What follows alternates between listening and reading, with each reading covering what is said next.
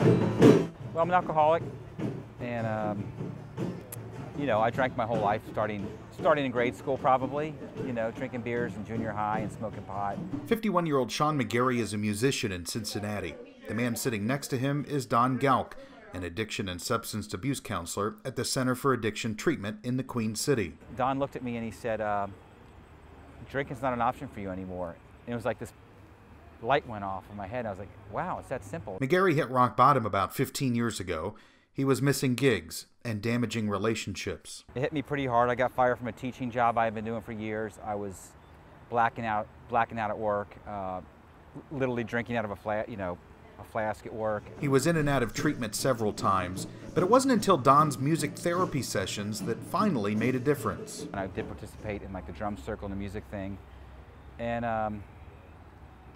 and then got heavily back into music, and that really helped me stay sober when I immersed myself back in what I love to do. Gauk is 74. He tried to retire, but couldn't stay away. I went down to Florida for about 6 months or so. I came back. I got about 3 phone calls about the heroin epidemic, and I said, "Hey, I'm in.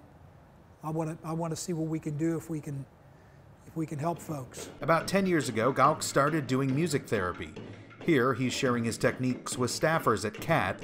His actual group sessions can include several dozen people at a time. But I always remind them they don't have to be a musician to do this. We're just going to have some fun with, we talk about rhythm and we talk about lyrics. Music therapy actually goes beyond treating addiction.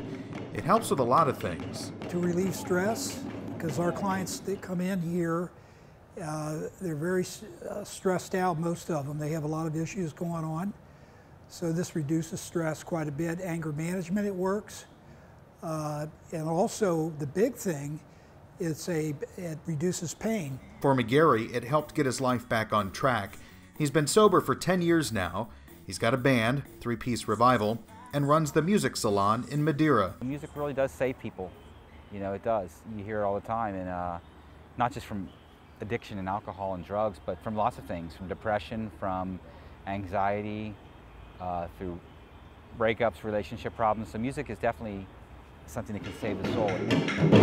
In Cincinnati, Rod Hissong, Spectrum News.